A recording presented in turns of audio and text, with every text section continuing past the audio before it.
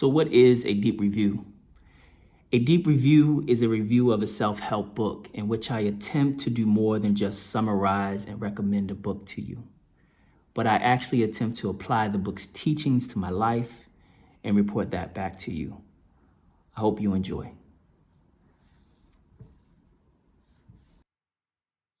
Imagine being lost. No, even worse. Imagine being stuck in a ditch. You can see what's tangling you, holding you, keeping you where you do not want to be. But despite your earnest efforts, you just can't seem to change your circumstance. Like a Netflix drama, the stakes are high. But unlike a Netflix drama, the escape is not certain. This is life. It is a slow burn. There is no guarantee of resolution or rescue. There is no car slowly submerging underwater. There is no beast lurking in the woods hungry to devour you. This is life. The real ditch that you are stuck in is your upbringing, the ill shaping and forming of your personality. Maybe it's your looks, skills, or abilities.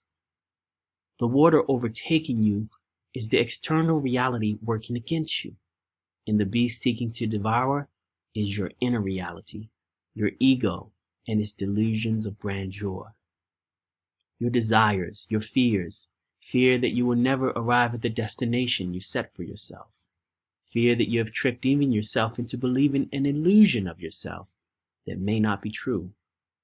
This is life. It is a slow burn. And these questions war within the heavens of my mind. So what am I here for? What is this channel for? I decided to start this content as a way to help myself free myself. Though many describe me as a person full of potential, smart and likable, many would also describe me as burdened by a dismal worldview, inconsistent, moments of incredible ambition offset by many more moments of crippling self-doubt, too passionate when I should be more political, and too logical when I should be more compassionate. This inner turmoil has prevented me from acquiring that which is both within and beyond my grasp. It has stunted my growth in all facets of my life. So I decided to do a deep review of as many self-help books as I could. Really get into the details of the books, not just settle for what is at the surface. Read them for you as I read them for me. Apply each author's findings in real time and report those findings back to you. Hopefully this deep review approach is so good you don't have to buy the book yourself. Hopefully you learn and become new. Hopefully you become the rose that grew from concrete, defying odds, learning to walk without feet and breathe fresh air by clinging to a dream. And here is the first book I have decided to read. It is called The Luck Factor by Richard Wiseman. Richard Wiseman is a professor of public understanding of psychology from the United Kingdom. He has authored many books. I picked this book up from another YouTube channel. I forced myself to get The Luck Factor because it's something I would never read on my own. I explain why later in this video, but the short and sweet reason is that I despise the self-help industry. But I was reminded of a quote in a political speech. It goes, "When times are tough, constant conflict may be good politics, but in the real world, cooperation works better. After all, nobody is right all the time, and a broken clock is right twice a day. All of us are destined to live our lives between those two extremes." I took from this that I should routinely apply alternative ideas, even ideas I don't like, to my life to verify its rightness. This form of cooperation can possibly reduce my inner conflicts and get me out of the ditches that have me stuck. The Luck Factor is my first attempt to use tools beyond my own thinking and power. So let's begin my deep review. The Luck Factor. Richard Wiseman's core proposition is that luck is not as random as we think. That the gods of fortune are actually quite choosy and discriminating in who they choose to rain favor upon. Richard Wiseman's research suggests that luck is magnetically attracted to certain characteristics, and thus the characters that possess them are routinely favored. In contrast, the characters without are routinely not favored. Wiseman believes he has captured these characteristics, and he is eager to share and help us implement them. His research narrows the magic of luck down to 4 main principles and 12 sub-principles. The 4 main principles are: number 1, maximize your chance opportunities. Lucky people create, notice, and act upon the chance opportunities in their life. Number 2, listen to your lucky hunches. Lucky people make successful decisions by using their intuition and gut feelings. Number 3, expect good fortune. Lucky people's expectations about the future help them fulfill their dreams and ambitions. Number 4, turn your bad luck into good luck. Lucky people are able to turn their bad luck into good fortune. The real good stuff is in the 12 sub-principles and exercises, so stick around for that. I will share them as we go. As I said earlier, I want to try something new. I want to not only read and summarize the text, I also want to share the text alongside my frustrations with self and my utter failures. My hope is that I add a much needed third dimension to self-help, and that is real-life application. I believe it is the only way to test if these books really work. So let's start with principle number 1. Much like a prism receives a singular white light, yet reveals within itself an array of vibrant colors as it reflects off the dimensions of that prism, so do we as humans receive a singular event called life, and as life passes through us all, it reflects off the dimensions of our personality, revealing within it an array of new events and perspectives and behaviors that could be lucky or unlucky. The general premise of the luck factor is that luck is not random. Lucky people and unlucky people have specific behavior traits that make them magnets for lucky opportunities. Increasing your magnetic attraction to luck first begins with understanding the 5 dimensions of personality. What are these dimensions of personality? Wiseman uses the 5 dimensions of personality, also known as the Big 5 personality traits, to help us see the connection between our unconscious tendencies and seemingly random luck. The dimensions are agreeableness, conscientiousness, neuroticism, openness, and extroversion. Wiseman's biggest claim is that 3 of those 5 dimensions of personality unlock principle number 1, which is probably the most important principle. That is maximizing your lucky opportunities. Lucky people create, notice, and act upon chance opportunities. The dimension of personality openness unlocks a critical sub-principle. Lucky people are open to new experiences in their life. Yes, people who score high in the personality dimension of openness tend to find more luck than those who are not. Later, I will share a quick questionnaire provided by Richard Wiseman so that you can gauge your openness score. I will also share Wiseman's exercises for how to improve. But first, let's discover more about openness. Imagine living in the center of a large apple orchard. Each day you have to venture out into the orchard and collect a large basket of apples. The first few times, it won't matter where you decide to visit. All parts of the orchard will have apples, and so you will be able to find them wherever you go. But as time goes on, it will become more and more difficult to find apples in the places that you have visited before. And the more you return to the same locations, the harder it will be to find apples there. But if you decide to go always to parts of the orchard that you have never visited before, or even randomly decide where to go, your chances of finding apples will be massively increased. It is exactly the same with luck. It is easy to exhaust the opportunities in your life. Keep on talking to the same people in the same way. Keep taking the same route to and from work. Keep going to the same places on holiday. But new or even random experiences introduce the potential for new opportunities. It is like visiting a new part of the orchard. Suddenly, you are surrounded by hundreds of apples. Wiseman uses this analogy to illustrate openness and its power to attract unplanned goodness if only we were less closed minded and challenged our unconscious habits. He goes on to say that people who obtain a high score in openness, they love trying new experiences, new kinds of food, and new ways of doing things. They tend not to be bound by convention, and they like the notion of unpredictability. People who obtain a low score on openness tend to be much more conventional. They tend to like to do things the way that they have been done in the past. They like the idea of tomorrow being broadly similar to yesterday and today, and they don't enjoy big surprises. To further illustrate an attitude of openness, Wiseman takes the example of one of his study participants, Jeannie. Jeannie is a 32-year-old housewife.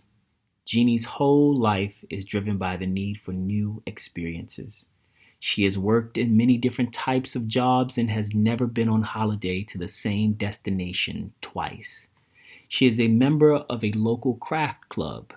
Whereas most other members stick to the same craft, Jeannie has tried everything from ceramics to sewing, china painting to curtain making. She is also always trying out new products, and her house is full of different kinds of breakfast cereals, washing powder, deodorant, and toothpaste. As she explained to me, the principle even affects her weekly trips to surrounding stores. If you told me to go to the same store every single week and pick up the same 30 items exactly the same, that would drive me mad. I have to go to one store one week and another the next week and a third the week after that. Many of my lucky participants went to considerable lengths to introduce variety and change into their lives. Before making an important decision, one lucky participant would make a list of various options and roll a dice to decide which one he should actually choose. Another person described a special technique that he had developed to force him to meet different people. He had noticed that whenever he went to a party, he tended to talk to the same type of people. To help disrupt this routine and make life more fun, he thinks of a color before he arrives at the party and then chooses to speak only to people wearing that color of clothing. At one party, he only spoke to women in red. At another, he chatted exclusively to men in black. This take on openness spoke to me because one of my greatest breaks in life was the result of a truly chance encounter. When I first came to Germany, my plan was to stay for just 2 months. Yes, I wanted to live outside the US, but I was not sure how to do it. And every time I researched how to do it, the path forward felt more and more daunting. So I did what I normally do and just put this aspiration in the attic of my mind. But still, it bothered me. I wanted to find a way out. I had a good paying job and I was engaged to be married. Instead of feeling successful and feeling loved, I actually felt like all the walls around me were closing in. My vision of the life ahead of me was just fighting through traffic, being stuck in the house with the same person every day, paying a 30-year mortgage, and the very real potential of it all falling down because of a layoff, a recession, a sickness, all things completely out of my control. Not to mention the increased chances of being fired if I had another one of my patented Kanye West moments. Blowing up with management, talking on TV like it's just you and me. So yeah, this good job that I worked really hard for, this good marriage, it began feeling more and more like a really good trap. This take on openness really spoke to me because one of my greatest breaks in life was truly the result of a chance encounter. When I first came to Europe, my plan was to stay for just 2 months, go back home, go back to my job, and resume life in a country I could not enjoy because it gave me so much anxiety. The grisly violence, the job insecurity, even for the highly skilled, in every institution requires that you smile through it all. The final straw was realizing that this place was incapable of changing, at least in my lifetime. I could feel the divide between myself and everyone I loved. Our interests had less and less overlap. Morals, politics, religion, the things that once bound us together now became a battleground for bitter disputes. This, I admit, oftentimes was my fault. I can't explain why, but when I'm not understood, it angers a place in my soul that my better judgment has yet to reach. I ruin relationships because of it, some for the best, but the majority I regret. Anyway, I deeply wanted to live in another country. No more 2-week visits. That's not enough time to learn how culture shaped these people this way and those people that way. But all of my attempts to figure out how to make the move just gave me a crushing sense of uncertainty. I had no one to lean on. The majority of my family rarely left Baltimore and its surrounding counties. To make things worse, I finally got the quote unquote good job I was struggling to get for 10 years. And I just got engaged to be married, even though my relationship was filled with questions I just could not answer. I did not see a rewarding life ahead of me. I actually saw a life that felt much like a gambling table, in which onlookers cheer on the gambler for being ridiculously more risky with every roll of the dice. Go, get a 30-year mortgage. Go, get a 5-year car loan. Go, get a $30,000 wedding. Completely ignore the high probability of divorce. Completely ignore all the signs of economic collapse. Completely ignore the layoffs that were constantly looming over the head of my industry. Completely ignore the traffic jams. Completely ignore senseless gun violence. Completely ignore that the country is violently resisting any form of racial progress. Completely ignore all of this and somehow show up to the office with a positive attitude. Completely ignore this and come home and make love to your woman. Then encourage your children that working hard is well worth the sacrifice. My good job began to feel like a good trap. The walls were closing in on me and I was gasping for air. So in less than 2 weeks, I decided to go to Germany for 2 months. And this is when my luck began to change. The first day at my Berlin hostel, I met a baddie. She was from Brooklyn but living in Spain, teaching English just to make ends meet. She was in town to strut her feathers in the carnival parade, and strut her feathers she did. She was the belle of the ball. I hung out with her that weekend. It was glorious. We kept in touch here and there. Our connection was not strong, but I found that when far away from everything you know, familiar eyes can feel like family. Well, the best of times with family. Your brothers and sisters laughing, mom and dad gossiping in the kitchen, and your funniest uncles sharing stories about your parents. Fast forward, the last night I drank so much and slept so little that I was looking forward to getting on the plane and going to sleep.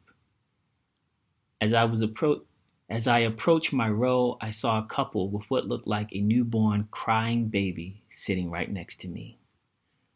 Immediately, my shoulders slumped, my eyes and face whelped. They noticed and immediately said, "Don't worry, he doesn't cry." But I knew that was against the nature of babies. So I smiled and said, "Don't worry, let that baby do what that baby does. I'll be okay." This led to a conversation between the husband and me. Just small talk. He asked what I did for a living. When I told him I'm a coder, he said, "Oh, it will be easy for you to find a job in Berlin." I said, "Really?" He said, "Yeah, you should apply for a job at the company I work for." I did, and the rest is history. Because of this trip to Germany, which led to this trip to Spain, which led to sitting next to a crying baby and a new couple on a plane, I was able to get a job, the work visa, and live in Germany. The dimension of personality extroversion unlocks this critical sub-principle of luck. Lucky people build and maintain a strong network of luck. So what makes extroverts, these peculiar people, so lucky? Well, this is probably the most obvious question to answer. Extroverts like people, and people like extroverts. And on this truth, the best friends, the best parties, and best financial dealings are exchanged. Their people intelligence is appreciated across all of time and space. If you're hoping Richard Wiseman will dumbfound you with a new understanding of extroverts that you never would have anticipated, then stop. He will not. But Wiseman does lay out a few gems of wisdom that even us not so likable introverts can put to good use. I'll save you the labor and cut straight to his best finding. Wiseman says one way in which extroverts multiply their luck is through body language. Their unconscious body language makes them social magnets, magnets for opportunity and good fortune. Listen to what Wiseman writes. Psychologists have noticed that certain people seem able to draw other people towards them. These social magnets often find that whenever they go to parties or attend meetings, strangers initiate conversations with them. When they walk along the street, people frequently ask them for directions or the correct time. For some strange reason, other people just seem drawn to them. Perhaps not surprisingly, far more extroverts than introverts are social magnets. Research has revealed that these people attract others because, without realizing it, social magnets exhibit the types of body language and facial expressions that other people find attractive and inviting. Interestingly, lucky people exhibit exactly the same pattern of behavior. I asked some fellow psychologists to watch the videotapes of interviews that I had conducted with lucky and unlucky people. I removed the soundtrack from the interviews so that the viewers had no way of knowing which of the interviewees were lucky and which were unlucky. I asked everyone to rate how much interviewees looked and behaved during the interviews. They counted the number of times they smiled, measured the amount of eye contact they made, and noted whether they used certain gestures. The differences between the lucky and unlucky people were dramatic. The lucky people smiled twice as much as unlucky people and engaged in far more eye contact. However, perhaps the biggest differences emerge when we examine the degree to which they engage in open or closed body language. People exhibit closed body language when they cross their arms and legs and orient themselves away from the person they are speaking to. Open body language is exactly the opposite. People point their bodies towards the person that they are speaking to, uncross their arms and legs, and often make gestures that involve them displaying open palms. Lucky people tended to engage in 3 times as much open body language as unlucky people.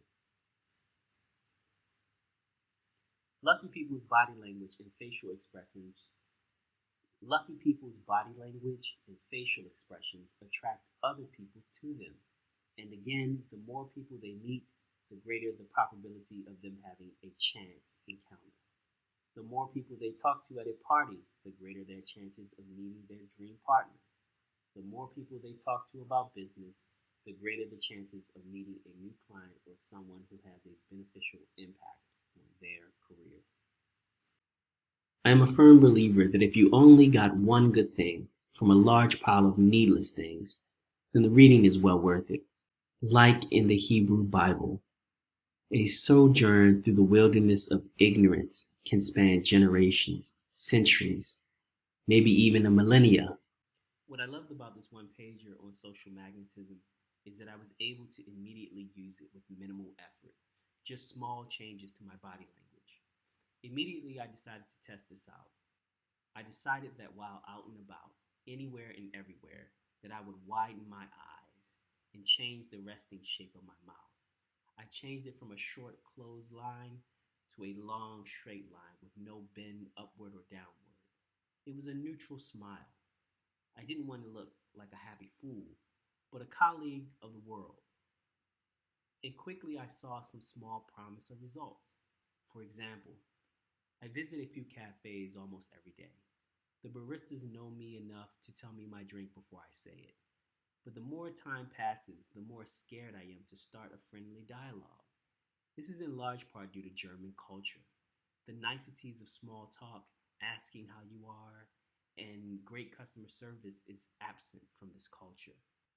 I also have the German language skills of a 4-year-old. I focus so much on not embarrassing myself that there is no mind space for conversation. But strangely, after deciding to relax my face, I noticed that others in the cafe showed interest in me, and they began to relax their faces. And the German stoicism turned into an unexpected perkiness. It was as if my neutral smile, my hand wave, and wide eyes were an invitation in and of itself. After a few weeks, I struck up my very first conversation with two employees at the cafe. It also turns out that pretty much none of them are native German speakers, and they all can speak English. And because I was so afraid, it possibly made them more afraid. I began to feel like I could invite these people to a small party at my home just to get to know each other. Actually, have not done that yet, and maybe I never will. I still want to keep my introvert mystique. But the greater point is that the fear of inviting them over has largely gone away. The final misperception about extroverts is that people often assume that the gods of fortune just favor them, and they completely overlook all the work that extroverts put in. Take, for example, one of Wiseman's participants, Joe. Joe says often people say he is lucky because he wins lots of raffle competitions. These people also say that they never win anything. But upon further inspection, Joe routinely learns that such people almost never enter into the competitions. Joe is always signing up for raffles. Why does he do it? It's because Joe feels lucky. And this leads us to a critical insight into extroverts. They feel lucky, therefore they are lucky. And that feeling is what motivates Joe to keep signing up for raffles. That feeling powers CEOs and salesmen to continuously meet new people. Their lucky energy is infectious. This helps them build a strong network of luck.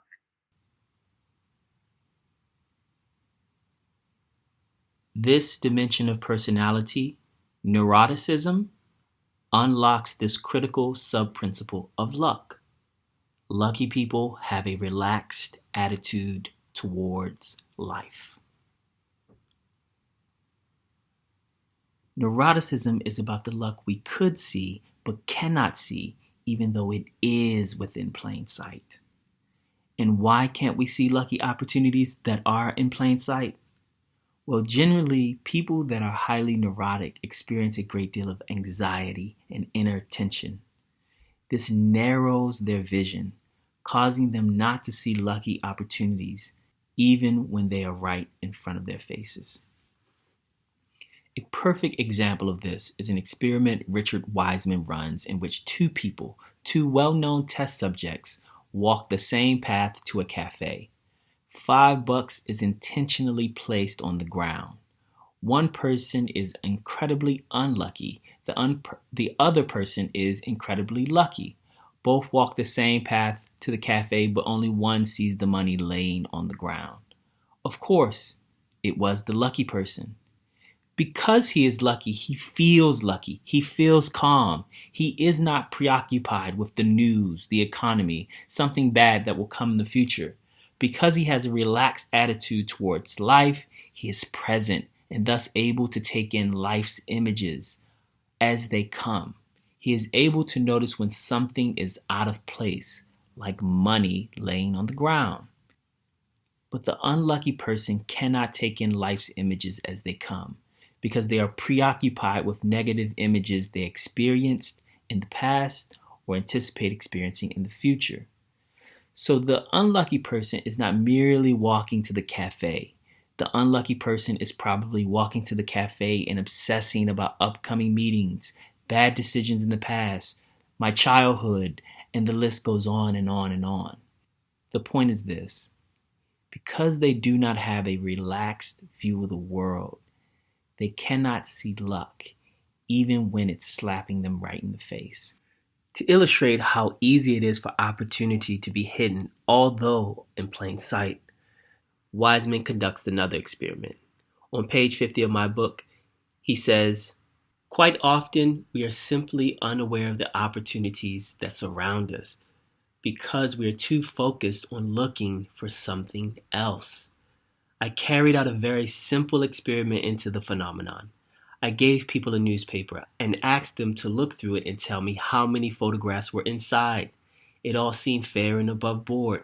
I simply wanted to know how many photographs were in the newspaper. Everyone found the task very easy, and it took most of them about 2 minutes to look through the newspaper and count the photographs. A few people took slightly longer because they went through the newspaper a second time and double-checked. In fact, all of them could have told me the answer within seconds and without going to the bother of counting the photographs. Why? Because the second page of the newspaper contained a message which said, "Stop counting. There are 43 photographs in this newspaper." This was not a small message tucked away in the corner of the page. This message took up half of the page and was written in type that was over 1.5 inches high. It was a huge message, staring everyone straight in the face. But nobody saw it because they were too focused on looking for photographs. They also missed out on something far more important, namely an opportunity to win 100 pounds. Halfway through the newspaper, I placed a second huge message. Again, this one also took up half of the page and announced in huge type, "Stop counting. Tell the experimenter you have seen this and win 100 pounds. Again, every single person missed the message. Again, they were too busy looking for the photographs. It was interesting to watch their behavior at the end of the experiment. I asked them if they had seen anything unusual in the newspaper. When they said that they hadn't, I asked them to just flick through the newspaper a second time. Within seconds, they saw the first message. Many of the people laughed out loud and said they were very surprised that they had missed it. When they saw the second message, they were even more amazed, and their language was significantly more colorful. Everyone who took part in the experiment failed to notice important and obvious opportunities because they weren't looking out for them. The important question is, what sorts of people do notice these types of opportunities? Who spots that all the cards have changed in the magic trick? Who sees the opportunities to win 100 pounds in the newspaper experiment? The answer lies in a second major dimension of personality on which lucky and unlucky people differ: neuroticism. People who obtain a low score on this dimension are generally calm and relaxed, whilst people who obtain a high score are more tense and anxious. As shown in the graph opposite, lucky people have much lower neuroticism scores on the personality test than unlucky people. This can make a big difference when it comes to them being relaxed enough to notice chance opportunities. Beyond the laboratory and into the real world, neurotic people are not walking around obsessed with counting photos. Wiseman says, in real life, they might be focused on getting to a meeting on time, thinking about finding a new job, or worrying about the problems in their lives. As a result, they have a very narrow, focused beam of attention that can cause them to miss unexpected opportunities that surround them on a daily basis. Lucky people often remark upon how they had came across life-changing opportunities in newspapers and magazines and on notice boards and the internet. In Chapter 2, I described the lucky life of Lynn. Her entire life changed when she came across a newspaper article about a woman who had won lots of prizes in competitions. The article encouraged her to enter a few local competitions. Many other lucky people reported similar experiences. Take the case of Diana, a 39-year-old professor of education from Cambridge University. She told me how one very important episode in her life came about through a newspaper article that just happened to catch her eye. She says, something that made a major impact on my life was when I read about someone talking about the problems surrounding preschool education in Britain. I wrote back and said I couldn't agree more.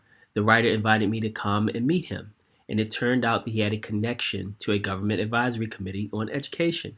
And because I impressed them, I wound up running the government program for preschool education.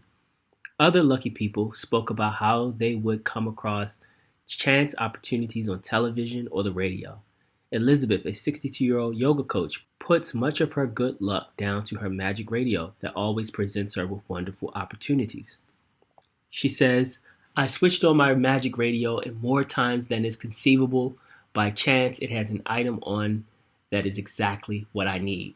A while ago I was going through a divorce and my solicitor said that I needed a private detective.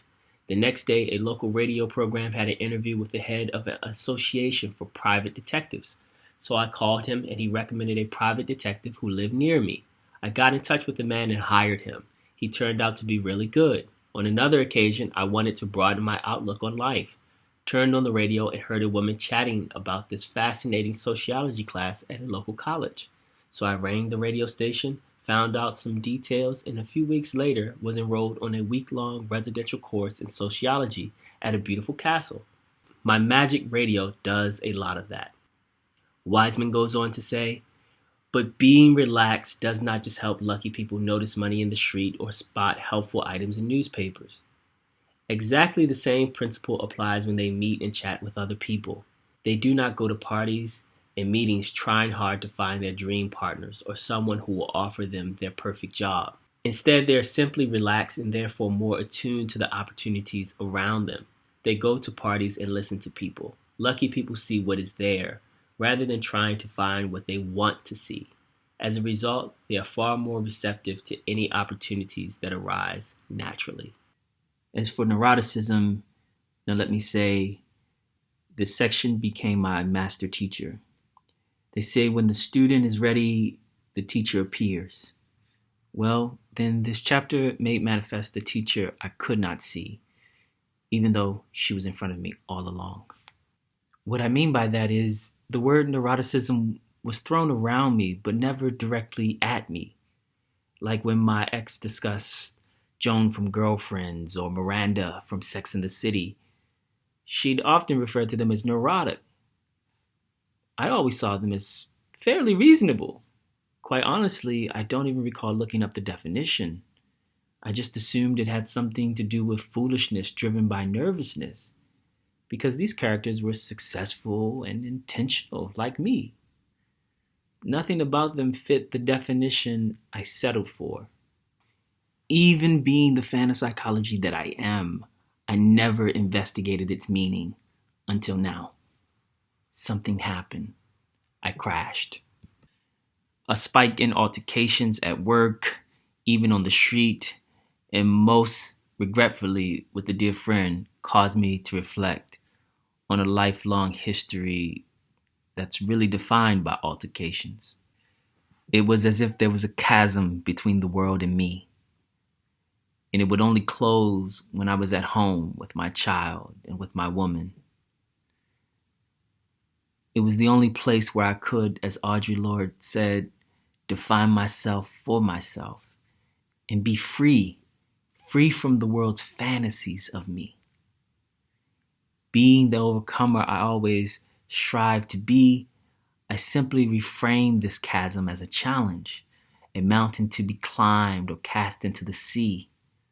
But the problem was, and still is, I have been going against the odds for as long as I can remember, many times winning, but oftentimes losing.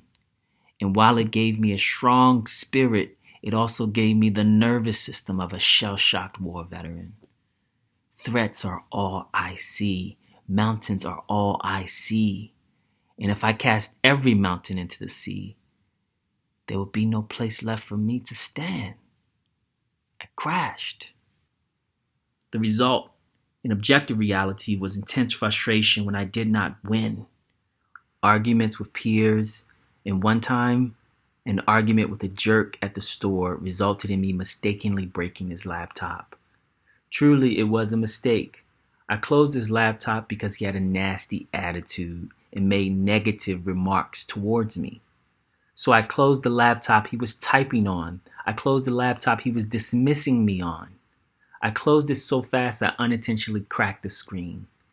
This led to a shouting match between me, him, and the manager who ran out from the break room.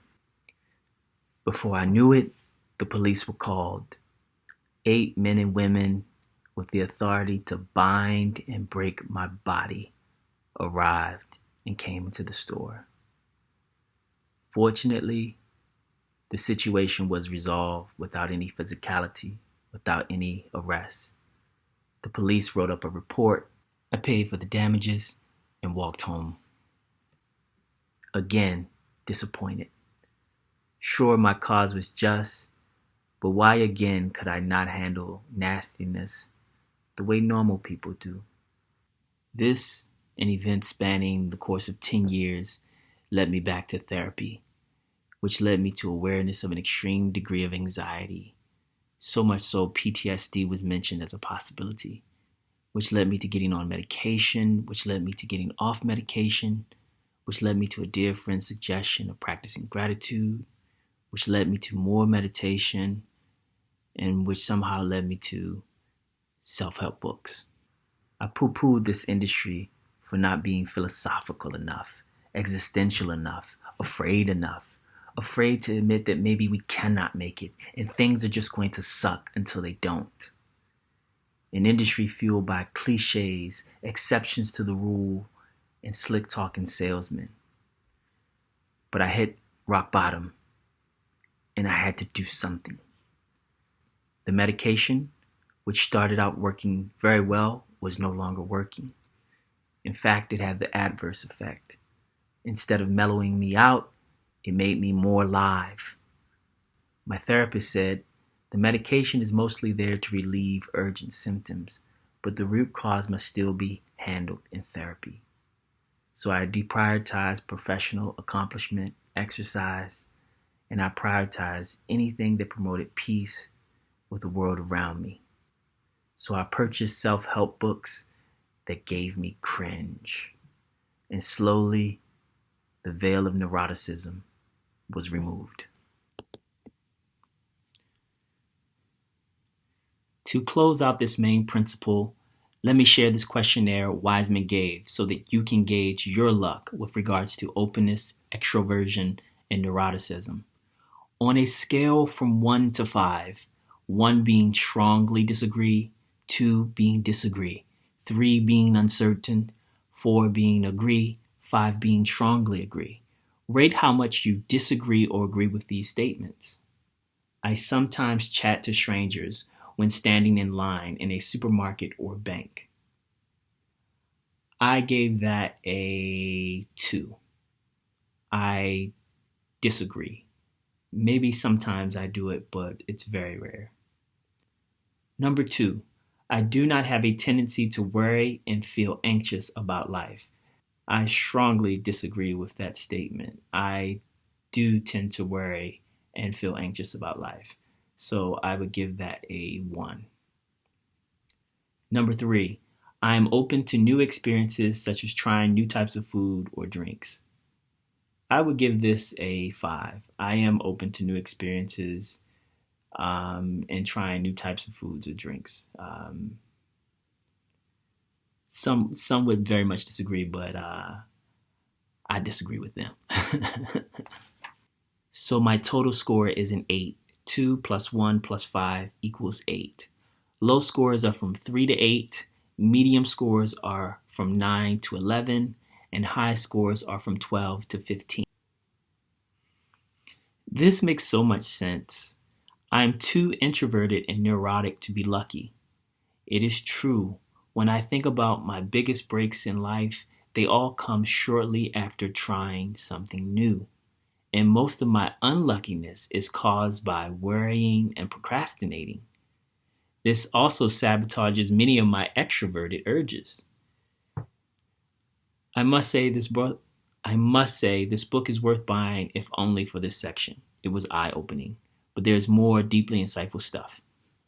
Another principle of luck is that lucky people listen to their lucky hunches. Lucky people trust their intuition, their gut feeling, more than unlucky people. According to Wiseman's research, lucky people report using their intuition more for financial decisions, career choices, business decisions, and personal relationships. Wiseman also suggests that you should treat your gut feeling like an alarm bell, a reason to stop and carefully consider it's time to make a decision. Do not ignore it. I would add that one of my favorite authors describes intuition as simply your feelings, and your feelings as your internal compass, and is trying to guide you where you truly want to go. Lucky people also engage in activities that boost their intuition, such as meditation, clearing their mind, and returning to the problem later. Here is a suggested exercise in the book. It is called Visit the Old Man in the Cave. Visit the old man in the cave. There are times when you will be faced with a decision and want to hear what your inner voice has to say about each of the possible options. Whenever that happens, try following this exercise. Find a quiet room and comfortable chair. Sit down, close your eyes, and take a few deep breaths. Imagine yourself being magically transported to the entrance of a cave on a remote mountain. You walk inside the cave and suddenly feel relaxed and content. You feel secure and totally isolated from the outside world, calm and peaceful. Imagine that there is an old man sitting in the corner of the cave. He invites you to sit opposite him and describe each of your options, but he doesn't want to hear about them in terms of facts and figures, profits and loss, logic and reason. Neither does he want to hear about what others think you should do or what you think you should do out of a sense of duty. Instead, he would like you simply to describe how you feel about each of these options, what feels right and what feels wrong. The conversation will be completely confidential, and so you can be totally honest. Don't think about what you would say, just say it, right now, out loud. Tell the old man how you really feel. Now slowly open your eyes. What did you say about your options? Which of them felt right and which felt wrong? How does this compare with the objective evidence about each of these options? If the evidence and your feelings are in line, then you have found your answer. If you discover that you feel uneasy about an option, even though the evidence suggests that it is correct, then it is perhaps best to reconsider the situation. Take some time out and think carefully before moving forward. Perhaps you will decide to ignore the evidence and follow your intuition. Perhaps you will decide to ignore your intuition and follow the evidence. Whatever you decide to do, at least you will have heard your inner voice. The next section is about how to make a decision. It says, make the decision, then stop. To find out how you really feel about your options, simply choose one of them and commit your decision to paper. So if you are uncertain about whether to finish a relationship, just write a letter to your partner explaining that it is all over. If you are uncertain about whether to hand in your notice at work, just go for it and write your resignation letter. Now stop. How do you feel right now? You are holding your future in your hands. Do you really want to send that letter, or is there something inside telling you that it doesn't feel right? Is that your intuition, or are you simply afraid of change? When it came to the crunch, what did your inner voice say to you? To close out this principle, let me share this simple questionnaire that Wiseman gives so that you can objectively gauge how much you listen to your lucky hunches. On a scale from 1 to 5, 1 being strongly agree, 2 being disagree, 3 being uncertain, 4 being agree, 5 being strongly agree, rate how much you disagree or agree with these statements. Number 1, I often listen to my gut feelings and hunches. I gave that a score of 2. I disagree. I do sometimes, but I would say far more often than not, I don't. Next question. I've tried some techniques to boost my intuition, such as meditation or going to a quiet place. I actually give that a 5. I um I often go to a quiet place. I often meditate. I often pray, and when I do follow my lucky hunches, I think it's generally because it takes a long time of me building up that energy, a long time of me building up that strength to actually say, okay, I'm going to make the leap. That makes my total score 2 plus 5 equals 7. My total score is 7.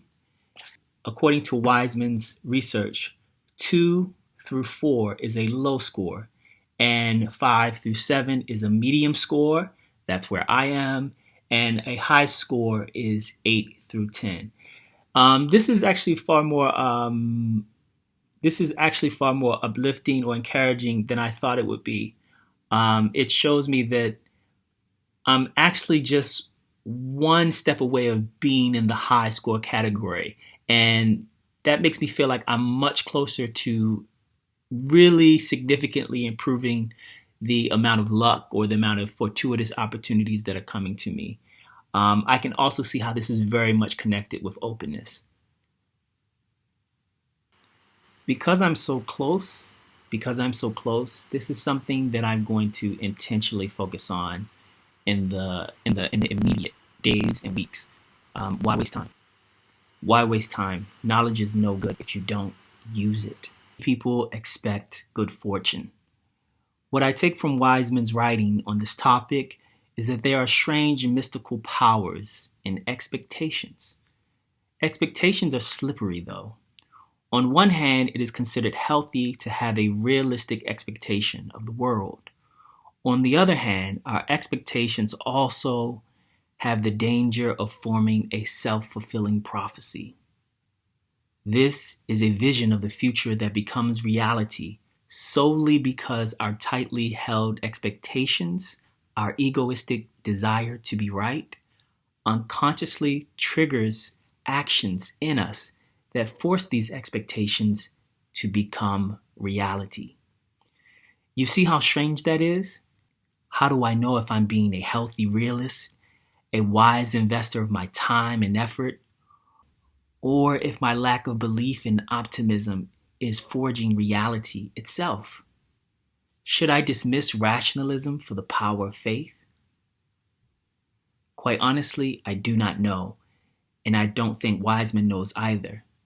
The best I can do is share Wiseman's observations about lucky and unlucky people's expectations and allow you to make a decision yourself. Here are 3 observations I took from this chapter. Lucky people have positive expectations of the future. Unlucky people have negative expectations of the future. And lucky people have good expectations of others. Here's my summary of each expectation along with my thoughts and feelings. In the next principle of luck, Wiseman talks about the role expectations play in lucky and unlucky people's lives. To best illustrate, I will read his questionnaire, but this time share my answers and results. This questionnaire examines your sense of positive expectations. It asks, what is the likelihood of having someone tell you that you are talented? I said 50%. What is the likelihood of looking young for your age when you are older? I said 90% because I've done pretty good on that already thus far. What is the likelihood of having a great time on your next holiday? I said 50%. What is the likelihood of being given 50 pounds or 50 euros or $50 just to spend on yourself? I said 70%. What is the likelihood of achieving at least one of your life's ambitions? I said 50%. What is the likelihood of developing or maintaining a good relationship with your family? I said 40%. What is the likelihood of having an out-of-town friend visit you? Well, happens somewhat. It's starting to happen more frequently. So I said 70%. What is the likelihood of being admired for your accomplishments? I said 40%. So my average score is 58. Wiseman says, I have administered this questionnaire to a large number of people. Low scores are between 0 and 45. Medium scores are between 46 and 74. High scores are between 75 and 100.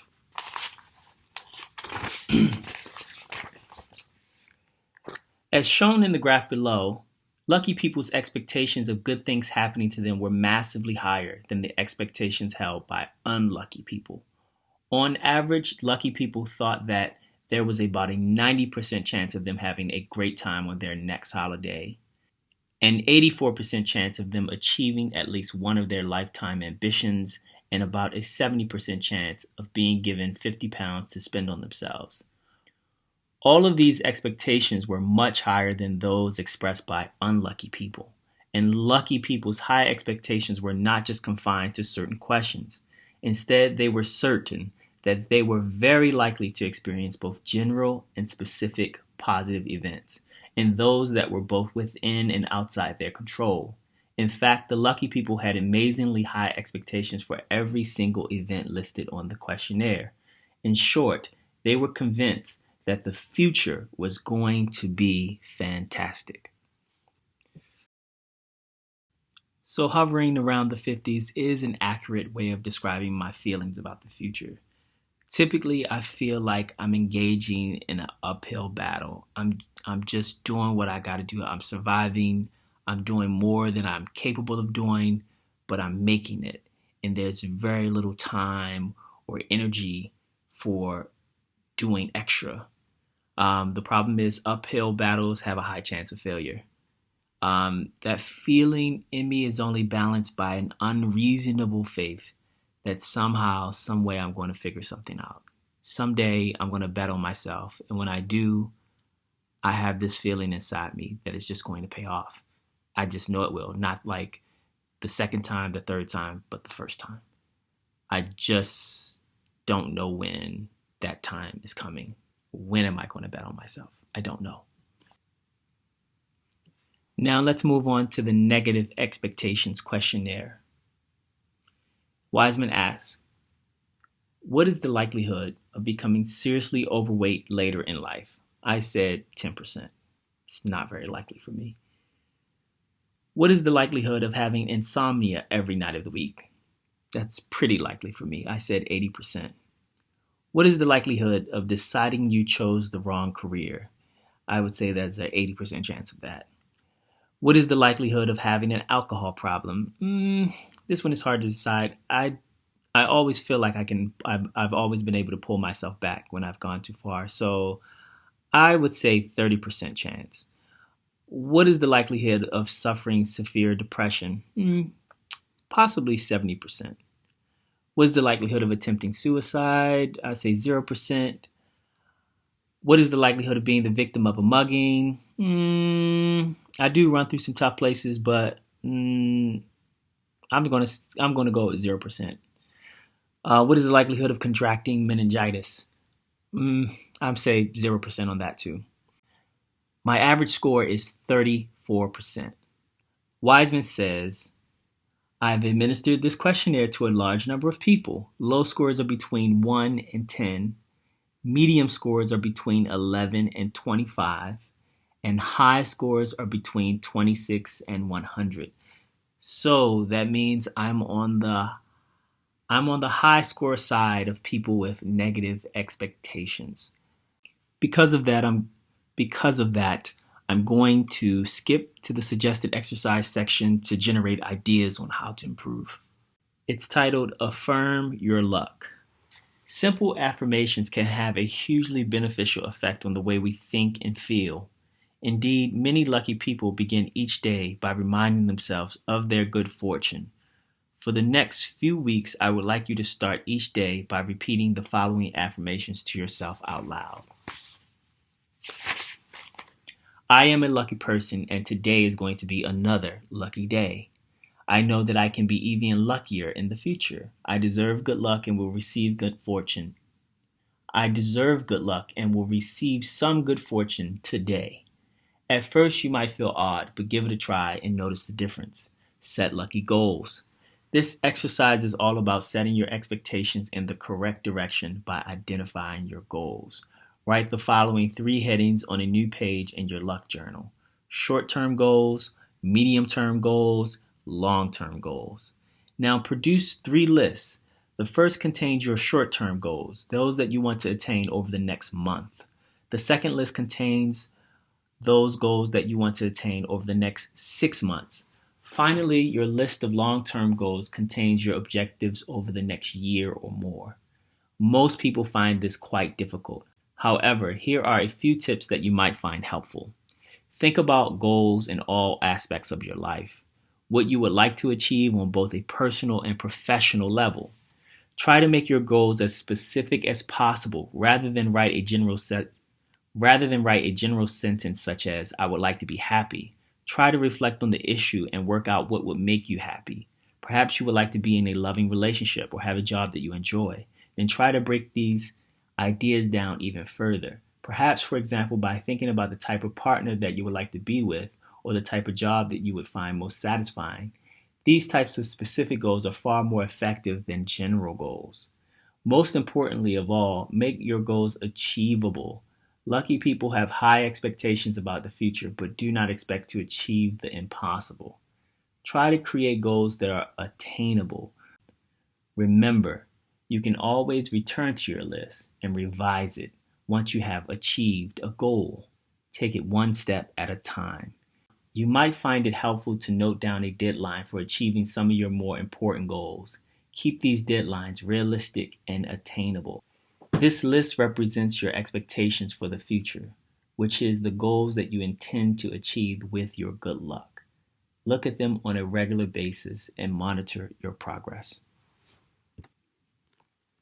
I really did not want to read this section, but I wasn't sure why, and now I know exactly why. I must admit, I have horrible expectations of other people. It has taken decades and changing continents just to become aware of this negative expectation that occupies so much of my mental space. I hate to be cliche and blame it on the place I grew up, but I'm going to do it anyway. Growing up in Baltimore, Maryland, probably the most dangerous city in America, I developed a daily expectation of violence. I was rather fortunate. The worst things did not happen to me. I was never shot. I was never robbed. I was never assaulted by the police. I got into a lot of fights, but I was never jumped. But that's precisely because I lived my life with the expectation of violence, a constant suspicion of others, the understanding that misunderstandings run this city. My best defense is hyper awareness. And because of that, I could never be a chill person. Famous author Ta-Nehisi Coates, also a child of Baltimore, said, and I'm paraphrasing, that because so much of his mind power was dedicated to protecting his body during childhood and adolescence, that he, me, and so many kids like us could not develop our interests, our intellects, and the temperament that balances the human body. While this hyper-awareness saved my body, it also arrested my development. Long after moving out of Baltimore, I still struggled. In good neighborhoods, good organizations, I could not handle the tiny disrespects, the tiny misunderstandings that come with being in a corporate environment and in different socioeconomic classes. I could not understand indirect communication. While indirect communication made my employers feel wise and smart, it made me feel suspicious. It made me brood and consistently ruminate on their true motives. And according to Richard Wiseman, this explains my unluckiness in the workplace. Although I have been very lucky at getting jobs in very good companies, getting good salaries, but I've been horrible at navigating workplace relationships. This is partly because I might just be a donkey butt, partly because I might just be on the spectrum, and partly due to the fact that I've always worked in cultures that are foreign to me. And not just foreign, but hostile to my sensibilities, my way of understanding things, my way of growing up, my way of thinking. Let me explain. It's no secret the blacks and whites aren't the best of friends on a global scale. I have to put on such a face to fit in that when I'm asked for anything extra, like playing some silly game or sitting through some silly meeting, the hostile Baltimore kid just comes out. And when he comes out, I have no idea he is out until he says something he can't take back. This, I must say, is probably the thing I can change the least. It's not due to limitations in the book, but it's due to limitations in myself and just greater self-awareness. I've tried everything from affirmations to anti-anxiety pills for this issue, and nothing has seemed to work for an extended period of time. And I truly think the best thing to do is find a workplace where these weaknesses can be avoided, even if it means taking a pay cut. Here is an exercise Wiseman suggests. To be honest, I think it relies too heavily on just thinking and believing, but there is merit to it, so here it goes. Visualize good fortune. During my research, lucky people often spoke about how they visualize themselves experiencing good fortune. Whenever you are faced with an important situation, such as a job interview, meeting, or date, try the following exercise and see what happens. Find a quiet room and sit in a comfortable chair. Close your eyes and relax. Take a deep breath. In your mind's eye, imagine yourself in the forthcoming situation. Think about the surroundings, the people who will probably be there, the sights and sounds that you are likely to encounter. Now imagine yourself being lucky and successful in that situation. If you are visualizing a job interview, imagine yourself coming across as competent and knowledgeable. Think about the types of questions that are likely to arise and imagine yourself giving great answers. If you're thinking about a date, imagine yourself being confident and relaxed. If you're about to face a difficult meeting, imagine everyone being friendly and cooperative. Try to visualize the situation in as much detail as possible. Think about what you would be wearing and how you want to behave. Try to anticipate what other people might say and how you would respond. Have fun by trying to see the situation from their point of view and then shifting back to your point of view. Most importantly of all, focus on how you expect to be lucky and achieve your goals. Now, slowly open your eyes and make your expectations a reality. The final principle is that lucky people are able to transform their bad luck into good luck. Before explaining the why and the how, Wiseman includes an assessment that gauges your own ability to transform bad luck to good luck. I will share my score and its meaning. Wiseman asks on a scale from 1 to 5, how strongly do I disagree or agree with these statements? The first statement reads, I tend to look on the bright side of whatever happens to me. I gave that a 1, which is strongly disagree. The next statement, I believe that even negative events will work out well for me in the long run. I gave that a 1 as well. I strongly disagree with that. The next statement, I don't tend to dwell on things that haven't worked out well for me in the past. I have a tendency to ruminate, and obsess about things that don't work out for me. So I gave that a 2. I work hard to not think about them, but it is one of my default settings. And the last statement, I try to learn from the mistakes that I've made in the past. Now this, I give a 5. I strongly agree with this statement. I very, very, very much try to improve on what I've done in the past. That makes my total score a 9. According to Wiseman's scale, 17 to 20 is the high score range, 11 to 16 is the medium score range, and 4 to 10, which is where I am, is the low score range. This indicates quite clearly that I am not good at turning my bad luck into good luck. Quite honestly, in the face of overwhelming circumstances, it has been my pattern for a long time to simply adjust. Don't complain, just adjust. Get used to it and get over it, but I never truly get over it. I think I do, but in reality, I just make my loved ones suffer through my complaints. Wiseman says there are 4 behaviors or points of view that lucky people have which enable them to transform their bad luck into good luck. Number 1 is lucky people see the positive side of their bad luck. Number 2 is lucky people are convinced that any ill fortune in their life will in the long run work out for the best. Number 3, lucky people do not dwell on their ill fortune. Number 4, lucky people take constructive steps to prevent more bad luck in the future. My takeaway from this chapter is luck is a feeling. It is the Big Bang that precedes creation. It is the substance of things hoped for and the evidence of things not seen. It is will. It is desire. It is the essence of dreams. It is worth protecting. It is a force of nature. And without that force, there are no laborers to push, pull, and move ideals from the intangible world of the mind to the tangible world of reality. Absence of that force depresses our creative organs.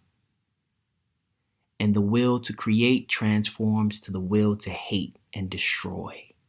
So I ask this question, are you creating?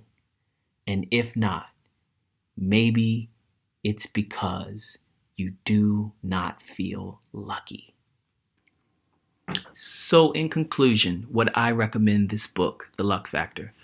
I would try to grade books on this 4 criteria. Usefulness. Does the book give useful, tangible, pragmatic advice, or does it only tell me to think different, believe, believe, believe? Number 2, creativity. Is the book a pleasant read, or does the author rely heavily on cliches?